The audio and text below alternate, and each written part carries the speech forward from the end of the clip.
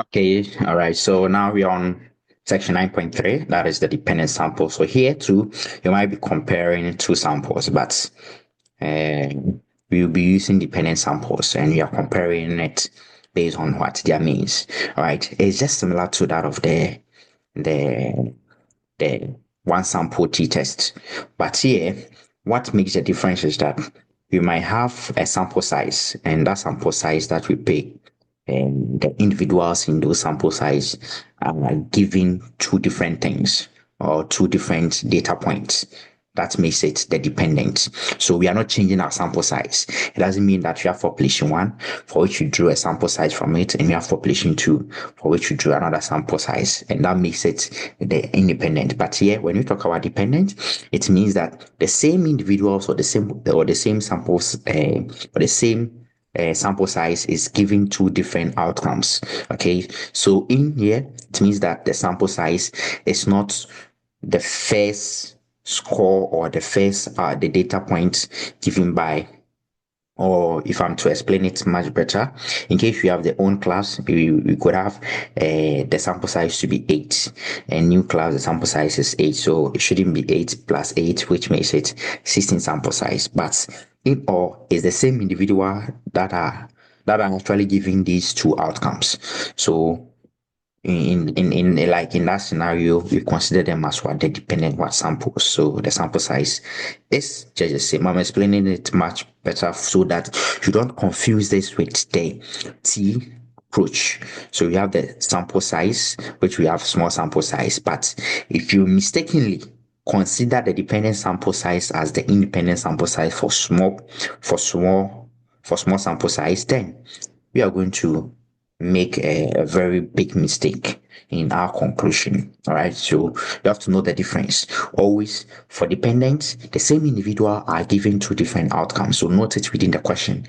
But for the section 1 and section 2, we have two different sample sizes. That's why they are called independent. Okay, all right, so that is that.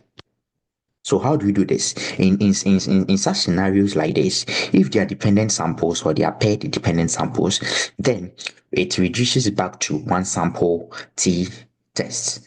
So how do we reduce it? We have to make a difference from them so that we can reduce it to one.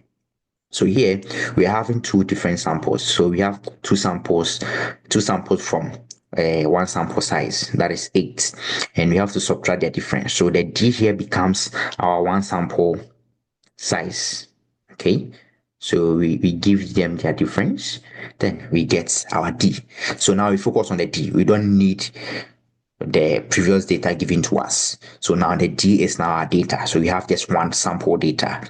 Then you are good to go. If you have one sample data, then you apply the same approach using the one sample t-test. If you go back to chapter 7 or chapter 8, we did the one sample t-test, one sample t-interval. So we have it. So you realize that the same approach has been applied. Nothing has changed. You're not changing anything. So what you need to do is to know that we are dealing with dependent samples. The sample size are not changing. Okay, the same sample size, but these individuals are given two different outcomes. So you reduce it back to one sample by taking their difference. So their difference will be the first sample size, the second sample size, the first sample size minus the second sample size. Then you create that D, that list. Okay, if that is given, that is how you approach it. But sometimes too, you might be given all the statistics. You don't need the data like you've seen before. Might be given an N is this, S bar. Okay, you're good to go. But if you are given something like this, please, I'm hitting on this much so that you don't make the mistake of considering it as a two sample t-test. It is a paired sample t-test or independent or dependent sample t-test.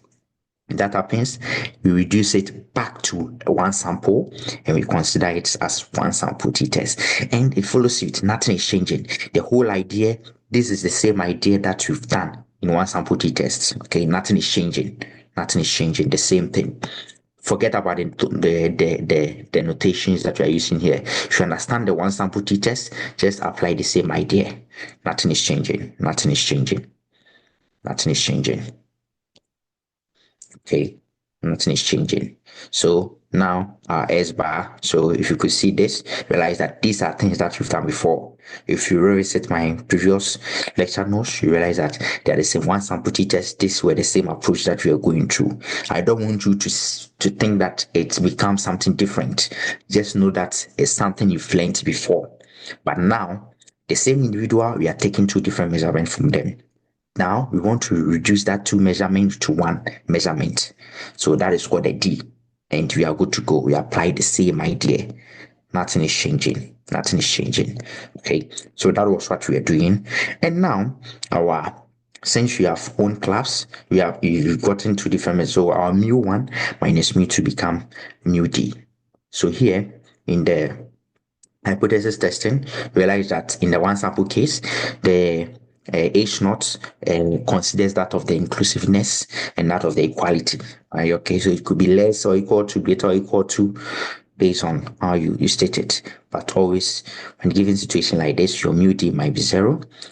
Your mu d under the HA will be less than, greater than, or so on and so forth. All right. So we are using the same knowledge, same t-test, and that helps us get our. So let's consider a word problem here. So in here, in order to cut costs, a wine producer is considering using dual or plus or minus costs in place of full natural wood work. Okay, but it is concerned that it would affect buyer's perception of the quality of the wine. So the wine producer shipped 6 pairs of bottles of its best young wines to 6 wine experts. So it's giving 6 pairs of bottles of its best young wines to 6 wine experts. So we have 6 wine experts, and these wine experts are going to give scores to the dual cork and that of the woodwork. So we have just one sample size, and they are giving what these different scores. So in this, we have the paired sample t-test. Okay, the paired sample t-test or the dependent sample t-test. We reduce this to D to get one sample t-test, and we follow the same idea. So for you to understand what I'm saying, just revisit my previous videos and you're going to get the understanding. There's nothing changing here. That's why I'm not writing anything. Nothing is changing. Nothing is changing. The same idea. So your dual, which is the fair, will be mu1. Your wood will be better. When you subtract the difference, it becomes 1. So the mu1 minus mu2 becomes mu d. The d is just the difference to denote it. Okay. All right. So based on the question, so we have to test at 10% the hypothesis that on average dual corks decrease. So it's less than the rating of the wine. So we are talking about the dual corks. So here the dual corks are the first one. So mu1 minus mu d. Okay. It's less than what? Decrease. So if you check their difference, mu1 minus, or you can have mu1 is less than what? Mu d. That is that. Mu1 is less than mu2. Take their difference, then we get mu d is less than what? 0. Then you're good to go. Now you're able to write your hypothesis and make a conclusion out of it. It's just the same approach. So always when the test comes, you have to note what are they focused on. So here you're focused on the dual corks decrease the ratings of the wine. So dual corks mu1 minus mu2 is less than what? The mu1 is less than what? Mu2. Okay. Then you write it back as mu1 minus mu2, and their difference, you write it as mu d. Since it's paired, it's mu d, just one thing for the hypothesis. So that's how you write the hypothesis always. Although you might be seeing two different measurements. So this would be your mu1 and this would be your mu2. Take their difference. Take their difference. So mu1 minus mu d. You consider the whole of this as what? Mu2 is mu d. Okay. That is that. But for the independent, you don't do it like this. But for the dependent, you do it like that. And this is the same as in this one sample t-test. We're writing H naught. Yes, we have mu is less than some value. And HA, we have mu H greater than some value that you don't know there. So there are values here. This is equal to, and this is okay. So it's just the same thing, but here we just apply the D to it. But how do we apply the D? It's based on mu1 minus what? Mu2. Are you okay?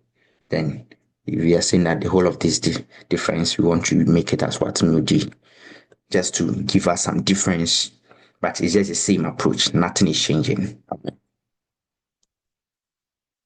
Okay, so that is that for the paired sample t-test, and we are moving on to that of the comparison. But in case you still don't understand anything, you are welcome to email me and I'll be glad to explain it much further. Yes, that I don't want you to think that it's something different from what you've learned before. So that's why I'm not going much into details. All right.